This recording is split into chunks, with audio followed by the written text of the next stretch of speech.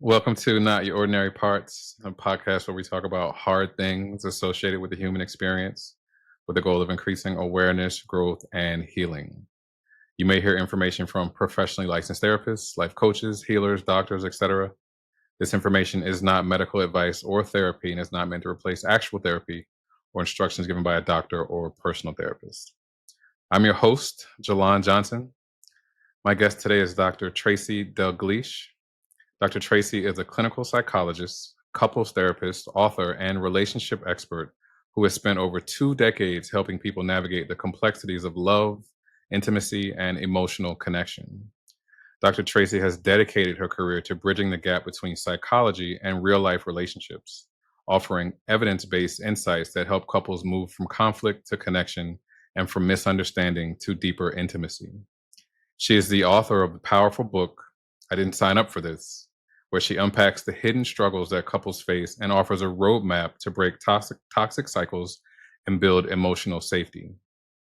Beyond the therapy room, Dr. Tracy shares relationship wisdom with thousands across her social media, tackling everything from childhood wounds and emotional safety to rebuilding trust and learning how to communicate your needs without shame.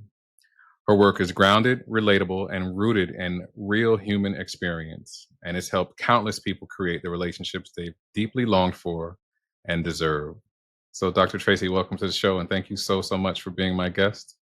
Thank you, Jalon, for having me here. It's such a privilege. And just before we jumped on, we were saying how this has actually been a year in the making of trying to get coordinated. So thank you. It's a privilege to be in your space, in your community, and also being followed by all of these amazing other guests that you've had. So thank you for this work that you're doing and bringing these conversations to I everyone.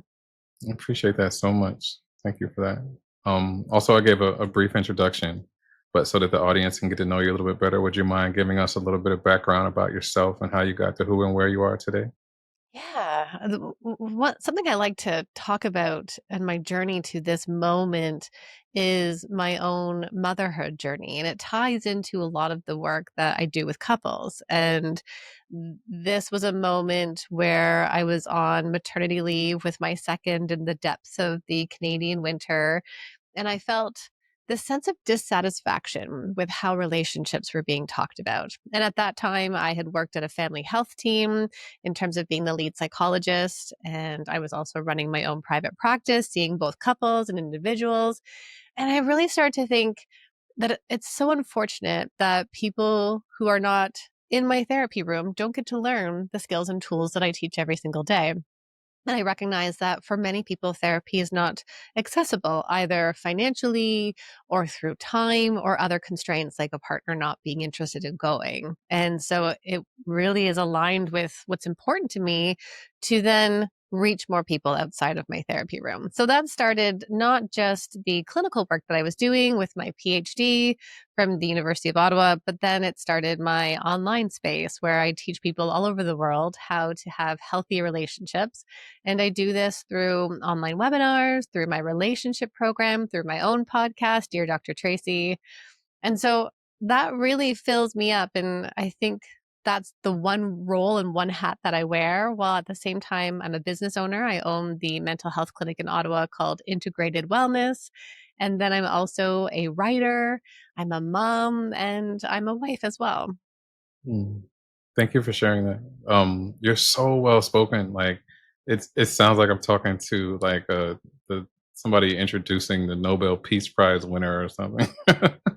Well, thank um, you. My own imposter shows up, and that's not how I experience it. So well, I'm just glad to be able to be here and have this conversation with you because, like I was telling you, you're an amazing clinician. Your style and the way you teach is deeply rooted in humanity, and the fact that while you were out on maternity leave, you were thinking about other people and how you could help bring more resources to those who may not have them. I mean, that just shows how unselfish you are. thank you. I mean, I do get something from it in the sense of the connection to my values. I think that's so important to acknowledge. But yeah, I think we forget how much we heal, learn, and evolve through stories. Mm. And those stories help us to see parts of ourselves reflected back to us. And Sure. when I think of that maternity leave, my daughter would be sleeping in. She was one of the kids that I was lucky enough that she would sleep in the morning. And so I would be awake at 5 and I would just sit down to write. And I started writing stories. And it's through those stories where we then can start to see parts of ourselves reflected back to us if we're open to seeing them. And then we can get curious about, what is this about for me? And how could I show up differently in some of these things? And what do I want to do different? Sure. What was it that drew you to this specific modality of therapy, Mhm, being in relationships and helping with couples? mhm. As a therapist, I work as an integrative therapist. So I combine different psychotherapy models coming from evidence based research. So things like acceptance and commitment therapy, Mm. cognitive behavioral therapy, emotionally focused couples therapy, internal family systems. I know you've sat with so many great practitioners as well on the podcast. So I combine all of those together to sit with someone. And the piece that has brought me to this, I think what you're asking is really this curiosity that I have about others and wanting to explore what is it about how you experience the world that makes you think the way you do, feel what you feel, and then ultimately act in those ways. And so that curiosity has always just led me to want to sit with others and understand what it's like to be them and to be that observer and that objective outsider. I don't think I answered the question. You did. You did.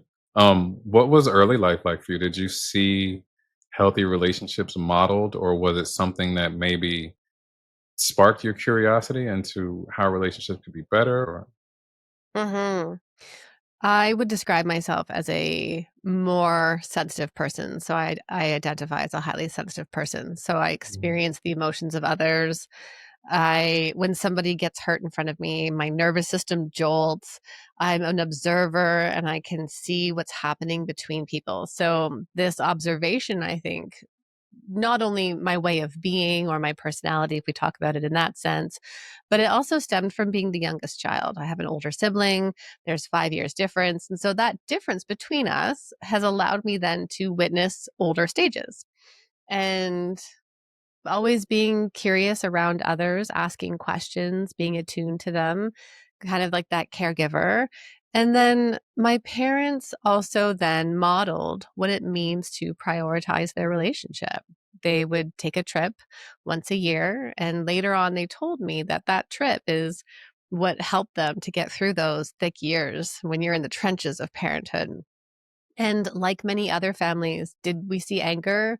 Yes. Did I fully understand what the repair looked like between parents? Not always, but it was an experience where, um, you know, there's sometimes unprocessed feelings that are in the room. There's sometimes the not knowing what to say or having parents of the time, which I can remember even finding this old book that was published in 1983. It's this series of books that parents used back in that time. And it was very shame based in the sense of, I told you not to touch the hot stove and you touched it and that's why you got hurt.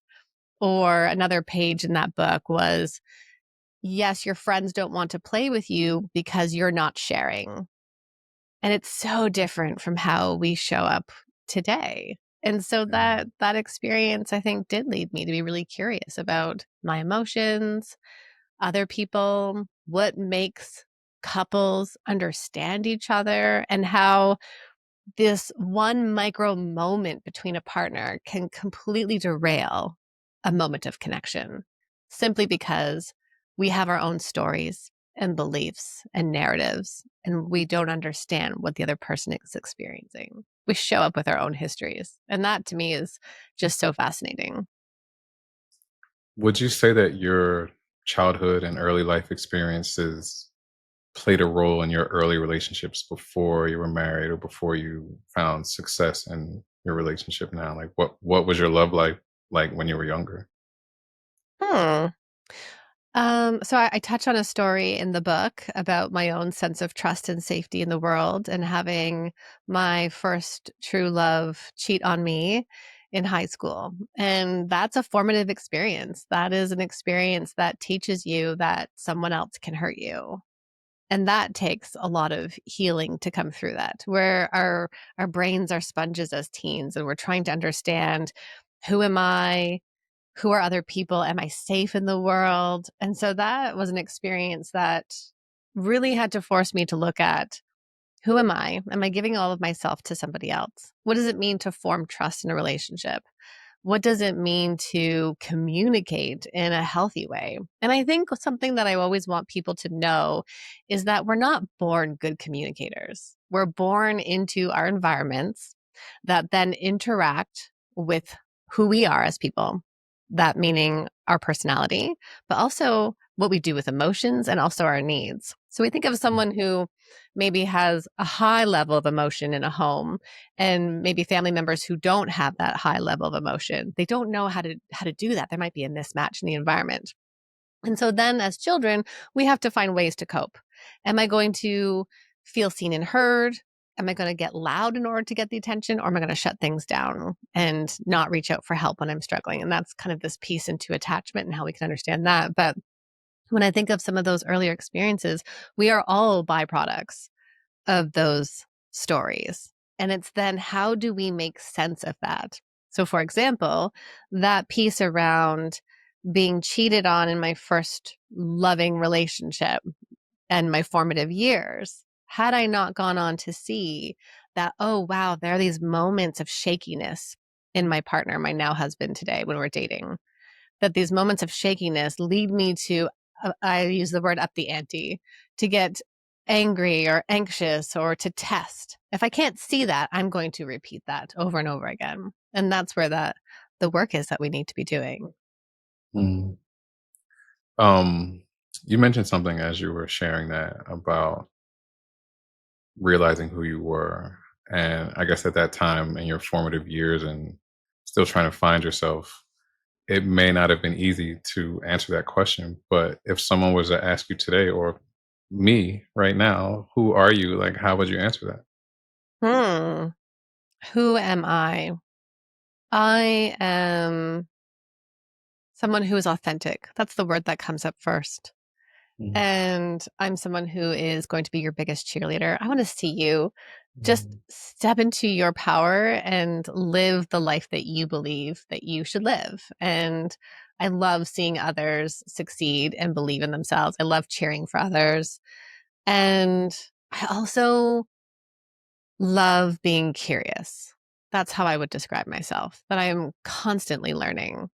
Even with at this point of working with clients, every day I get to sit in front of people and I learn something new. I learn how someone might experience themselves or their world, or I learn how a different intervention could land, or I learn how someone approaches something. So I think a lifelong learner is how I would describe myself in there. But just really this embodiment of curiosity and wanting to show up, as you know in my book, as a human. mm. Thank you for sharing that. Speaking of your book, I didn't sign up for this, which is a great title, and we'll get into that in a minute. But you openly share about your relationship with your husband, Greg, and even how therapists can feel stuck. How has it been for you to apply your own tools in real life, especially when things make it messy? It's really interesting about this because as a therapist, I'm outside of someone's conflict. I'm objective. I can see the pattern and the dynamic, and I have different interventions and tools to help both of those people. Within myself and my own relationship, I don't have control. And not to say I have control in the therapy room. I do not, Sure. right? Someone can follow me, but at the same time, a client can say, Dr. Tracy, you're way off base, and we're not going there. But Mm, in our own lives, it's so much harder to be objective. It is harder to step out of when the back of my brain is blaring red and I feel anger surging from my toes to my fingertips, and my nervous system is saying, danger, danger, danger. Do something to make this feel safer. I'm human. And so there are these moments where it's the like, oh, I did the thing. Oh, I don't like that I showed up that way. And I think one of the things that I pull on especially from the work I've done with couples, is coming back to repairing. I've given myself permission to not be perfect in my relationships. That by no means excuses bad behavior, and to not allow myself to yell. But instead, the if I went into my emotional brain and I snapped, I got short, I know that I can repair afterwards. And repairing afterwards is about taking ownership. It's not attached to my sense of enoughness or my worthiness, but instead it's about seeing how my behavior impacts my husband, and then how we can make a plan to move forward for next time. Mm. That's very, very deep. And it shows that the work that you're doing outside of just working with your clients is also personal. And to be able to, I guess, separate behavior from worth, the duality of that can sometimes Hmm. oof, be so heavy and so hard, especially for, those of us who may still be just starting our journeys or not understanding that you are not what you did or your behavior does not define who you are. Yeah, that is a huge struggle for so many people. And Mhm. what happens within that is that shame spiral. And a lot of people struggle to even acknowledge it, of the sense of acknowledging I did something and then I don't feel good. And a lot of people will say, I feel guilty. Oh, I feel guilty that I did this. When actually is it that you feel bad that you made that choice? Or is it that you feel like you're a bad person that happened? Mhm. And so a lot of us end up going into shame. And when we think about relationships, shame is a disconnector. Shame breaks the bridge between you and your partner. And so if your partner comes to you and says, hey, last night when I shared the thing and you stayed on your phone, that hurt. And next time, I really need us to find this way to put away our distractions and connect, because I needed you to see how much I was struggling in that moment. Your partner has just made a bid for connection to you.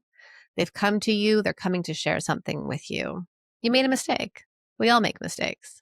And yet, what so many of us do in our partnerships is we take that into ourselves, almost like a vacuum cleaner. It comes into us and it touches our core. So for people listening, I'm kind of pointing to my self, right? In terms of my like heart center. And it comes into us and it says, oh, I made a mistake. Therefore, I'm bad. I'm not a good enough partner. Look, they're telling me again that I failed and I suck and all those things. And I see it happen in the couples therapy in the room where one partner goes into this and it's almost like they roll out of the connection. So they break being able to see their partner. And in order to stay connected to what your partner has just said to you have to then be able to say, okay, wait, hang on.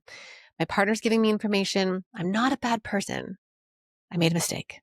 And when I come into a place of saying I made a mistake, then I have space to see what my partner is saying to me. Oh, you know what? Yeah, I made that mistake. You're right. I did stay on my phone when you shared that with me. I'm so sorry. That would not be my intention to make you feel small and unseen.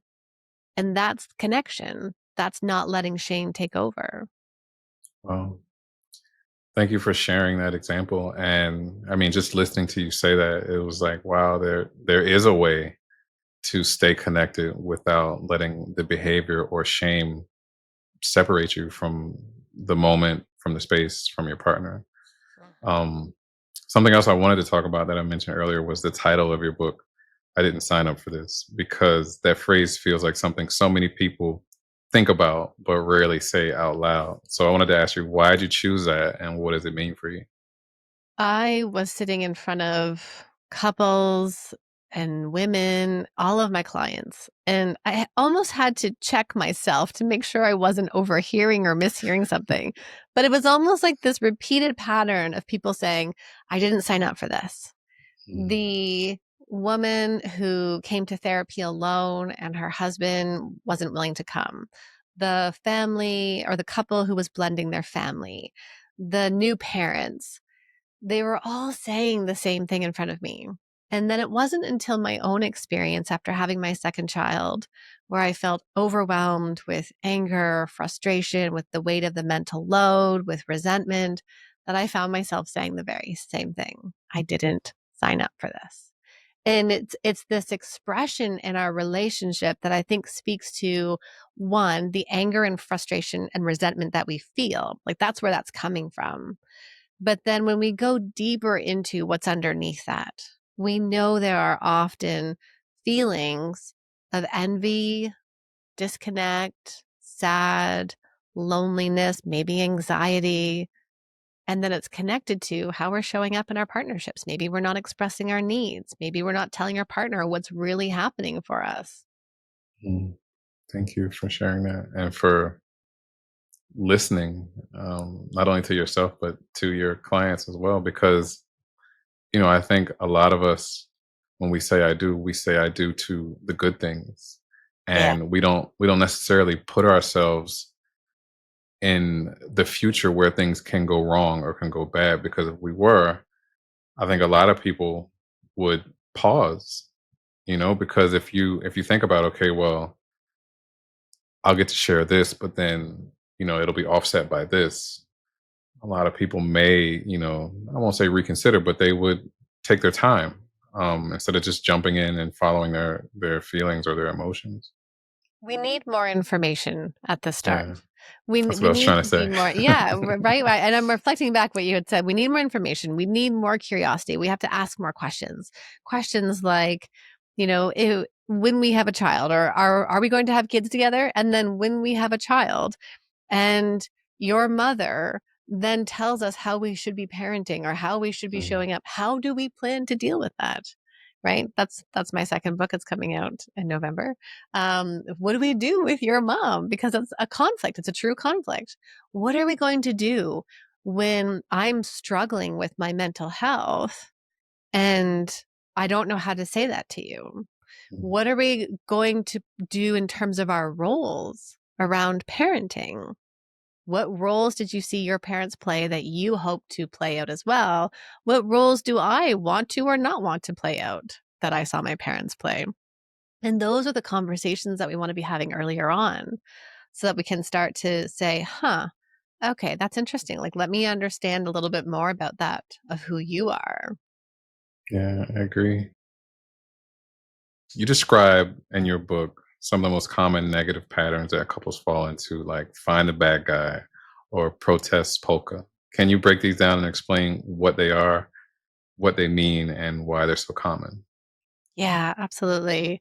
So, from this perspective is the emotionally focused couples therapy perspective. And there are three common cycles that couples get stuck in, whether it's the starting point of a cycle, whether this was an earlier cycle in their relationship and then now they're somewhere else. But at some point, you might experience all of these. In one disagreement, you could experience this. Essentially, what ends up happening is in our relationship, we start to have unmet needs. And we have an increase in negative emotions, things like anger, frustration, resentment, irritation. And underneath all of that are our core needs and longings that we are not expressing and that are not being met. So things like a longing would be to be close and to know that you'll never leave me, a longing to know how important I am in your life. Or you might have a core fear like abandonment or rejection. And along with that are these softer, more primary emotions, things like sadness, isolation, feeling alone, feeling hurt, feeling pain. And so all of this is downstairs. I call it the downstairs stuff. We don't tend to talk about those softer emotions and those needs and longings, but instead we get stuck in what I call the upstairs stuff, which is the stories I have about you, the assumptions that I'm making about you, the behavior that you're doing, and then also the emotions. So the secondary reactive emotions like anger, resentment, irritation, frustration. A lot of couples will say, I'm so frustrated, or I get so angry, I get defensive. And so then we fall into these three cycles, one of three cycles. And those cycles are self reinforcing and they're repetitive. And I say that intentionally because oftentimes when couples show up into my therapy room, they're looking at their partner saying, if he did something different, then we wouldn't be doing this. Or if she would just change and be more like how she was when we first met.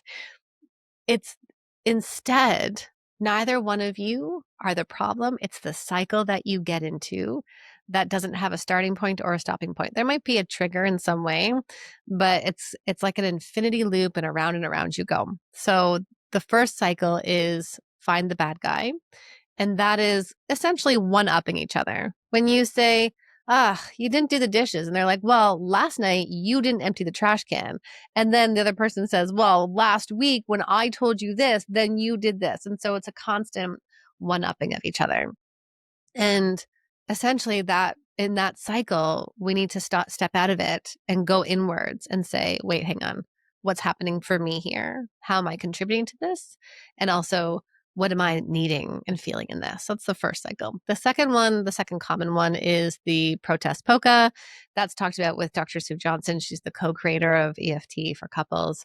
And this is the pursue, defend in a partnership, one person, which tends to be the woman in a hetero relationship, she ups the ante. She's knocking on the door. Hello, are you there? Can you tell me? Am I important to you? I need you. Where are you? And the other person gets defensive. You're always telling me that I'm doing things wrong. Why can't you just see what I did last time? And why are you making such a big deal of it? Or I was just trying my best. So this is this pursue, defend approach. In some couples, it's a pursue and shut down approach. And the image I like to use there is one person is knocking at the door while the other one keeps the door shut and they've shut down and they're not responding. And the piece that I want couples to be aware of is that when you shut down, it's like hitting a panic button in your partner's brain.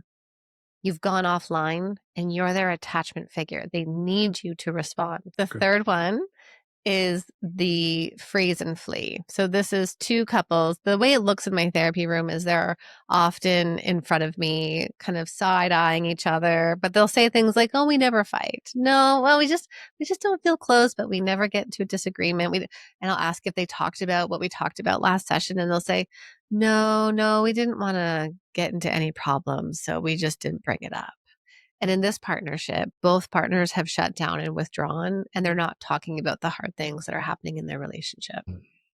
Listening to you just explain those the way you did, it makes so much sense. And I think it can give a lot of clarity and a lot of language for people who may not be able to express what they're feeling. They may hear that and say, oh, and well, that's what's happening, and that's why we get stuck, or this or that. Um, and I think that leads into what I wanted to talk about next perfectly is emotional safety. And because you talk about it as not just a concept, but as something to feel. In a real moment of conflict or disconnection, what does emotional safety really look like? Mm. It looks like grounding yourself with your partner in the sense of, okay, in disagreements, we're often stuck in our stories. We're stuck at the front of our brain. We're arguing to be right. Actually, we want to even rephrase that. We're not stuck in the front of our brain. We're stuck in our emotional brain, right? Mhm. Where I want you to see my side. Tell me I'm right. Why can't you just see it this way? And creating safety in a relationship is not about finding right or wrong. It's about attunement. And that I know there's a lot of words that get thrown around, especially here's another therapist word. Attunement is not this big grand thing. It is actually just, I'm going to sit beside you and try to understand what your experience is. And it might even be something like saying, I see something hard is happening here. Tell me more about that. Or labeling, I'm having this experience right here and I'm struggling with this. Can you slow down and see that with me? So, attunement is just about coming together with empathy, curiosity, and understanding to see what's happening for you right now and what's happening for me. And that's Mm. without judgment.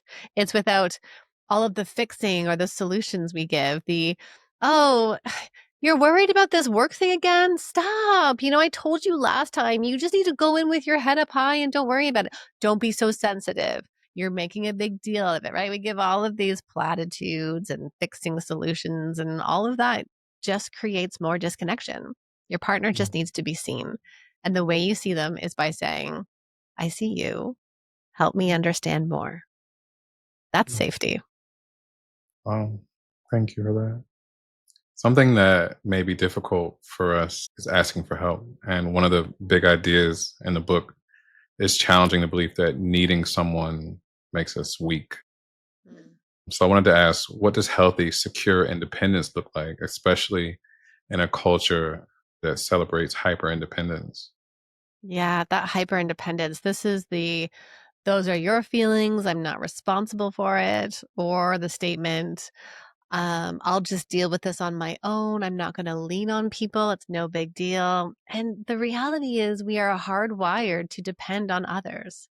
Mm, We know that from cradle to grave. Dr. John Bowlby says that. He's the creator, the original psychiatrist and psychologist who talked about attachment theory. And children need this, teens need this, and adults need this. We are meant to connect and depend on each other. Codependency is a completely different thing. Codependency is I'm losing myself within you. My thoughts and feelings don't matter because your thoughts and feelings matter. If you're in a bad mood, then I take on your mood. That's codependency. But instead, what we're trying to do in partnerships is actually quite complex because we're balancing both autonomy and interconnectedness, independence and intimacy. And it's a way of coming together and bridging both. I love the analogy of a sandbox. When we think of hyper independence, this is I'm in my sandbox on my own, and then you come over and you bring your cars over, and I'm playing with my shovel and my bucket. And I'm saying, I'm only building castles here. You can't bring cars over here. Nope. You can play in my sandbox, but you can't bring your cars. You can only use my shovel and bucket. That's not a co-creation. That's my world. That's independence.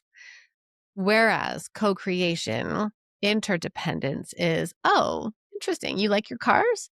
Yeah. Why don't you build a road in a way that works well for you while I'm building my castles here?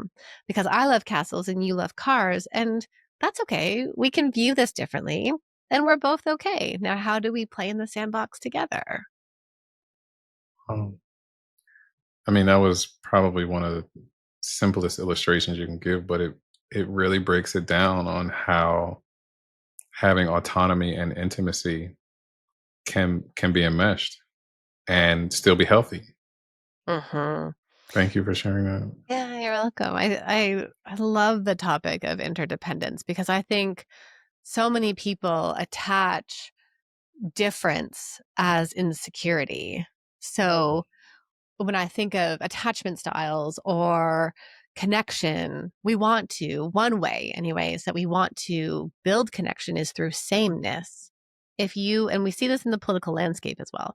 We won't go down there, but it's the if you view the world in the exact same way as me, then we can be friends.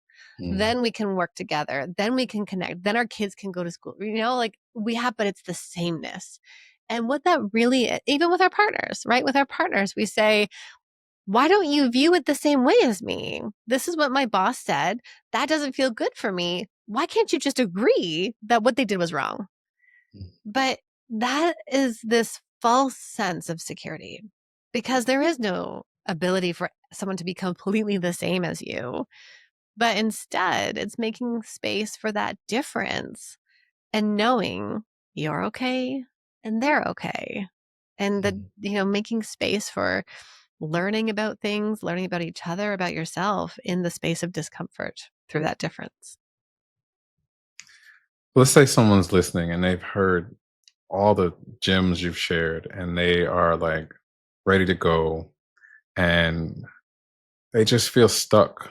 Like maybe they're stuck in a negative cycle or it's just something holding them back and they don't know what it is. But they want more. They're hungry to connect, to have intimacy, safety, all the things. What's the most important thing that you want them to hear?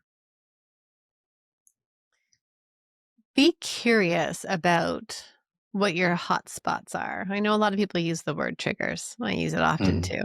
Be curious about your triggers. What leads you to feel things in a really big way? What thoughts and stories do you tell yourself? What beliefs do you hold about yourself?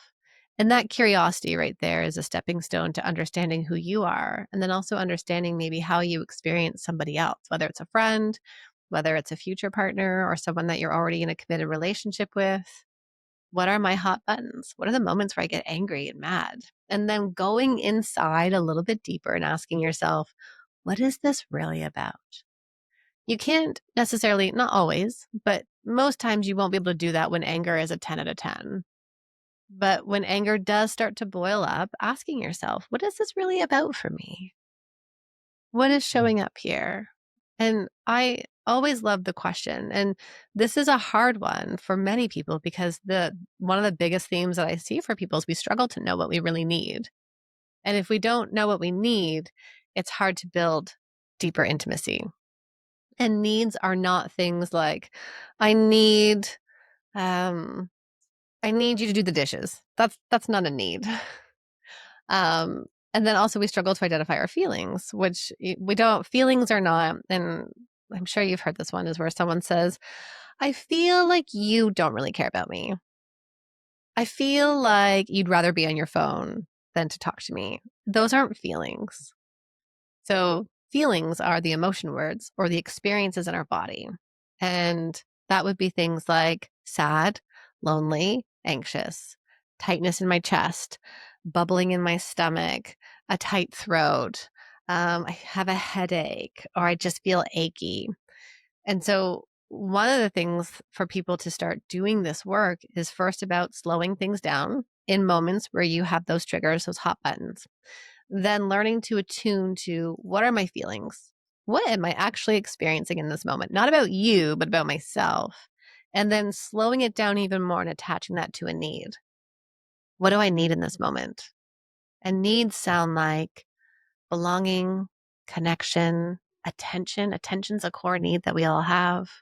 Intimacy, playfulness, freedom, power, and control, not in a gross way, but power in the sense of like, oh, I've got this choice and I'm making this choice. And that's really important. Thank you for sharing that. In your book, you wrote so beautifully about sitting with your younger self and not to fix her, but just to be with her. For anyone listening who feels overwhelmed or alone right now, how can they begin to connect with their younger self or their little person inside the same way you did? Hmm. Yeah, noticing those moments where you feel like you are right back to that younger part of you, where you feel like a 4-year-old or a 6-year-old or an 8-year-old.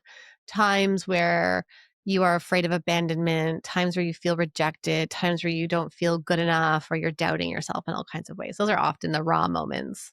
Or when shame shows up as well. That's another one. And in those moments, what you want to start doing is being able to offer yourself compassion.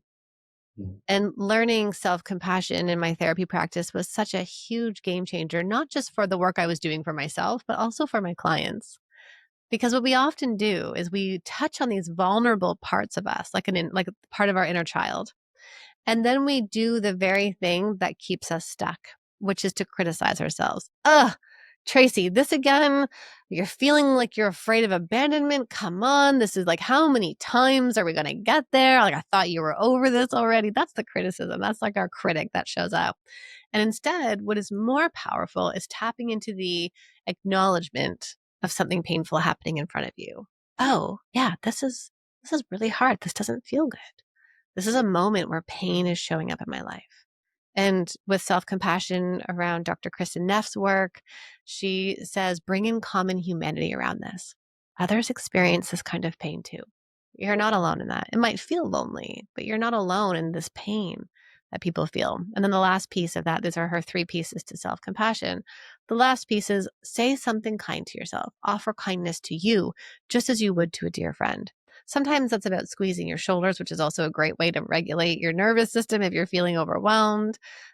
Sometimes it's about saying, you're learning to accept this part of you, or I'm going to be kind to myself in this moment because it's okay to struggle. Mm. Thank you for sharing that. That was beautiful. What do you hope people walk away with after reading I Didn't Sign Up for This? Not just in their heads, but in their hearts. Their own sense of agency for how they can change what's happening within themselves and their relationships. Mhm. I know so many of us come to self-help resources, particularly in relationships, with the thought of, I am so angry and frustrated at my partner. How do I finally get them to see something?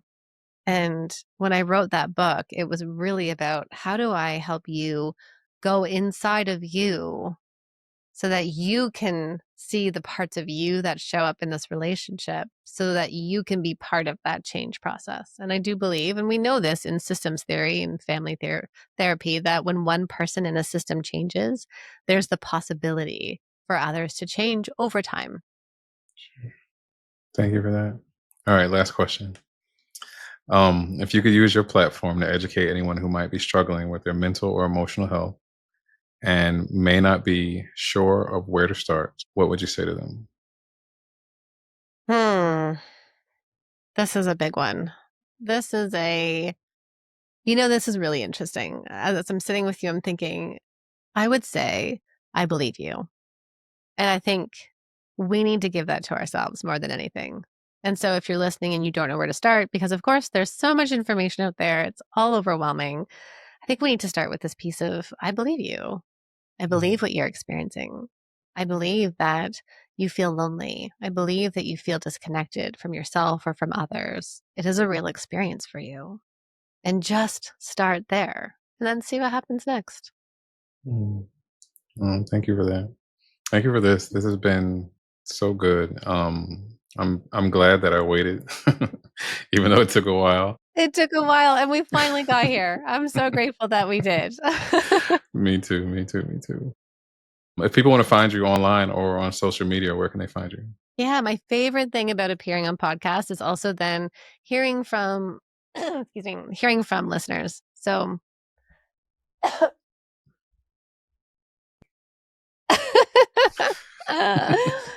see, I get to just show up as real. I'm gonna keep this. It's allergy season, and so Mm, in Ottawa, the trees are opening up, and I was just warned recently that it's like, "It's pollen season, so make sure yeah. you're getting on your allergy meds," and I've been like, "I'm fine, I'm fine, I'm fine," and I'm like, itchy eyes, like, Oh all no. congested.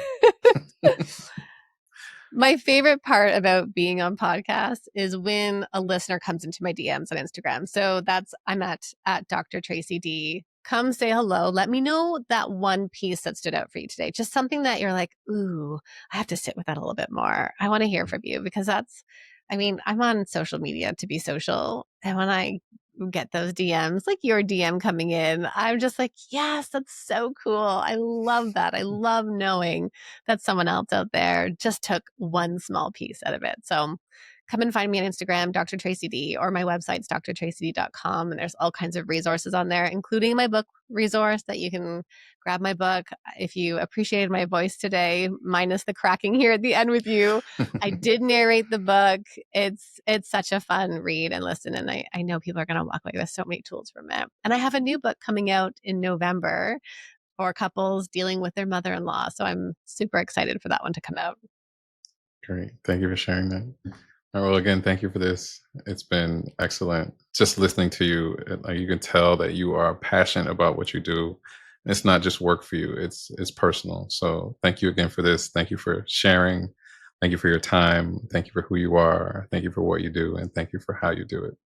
I'm so grateful to have sat with you today. So thank you.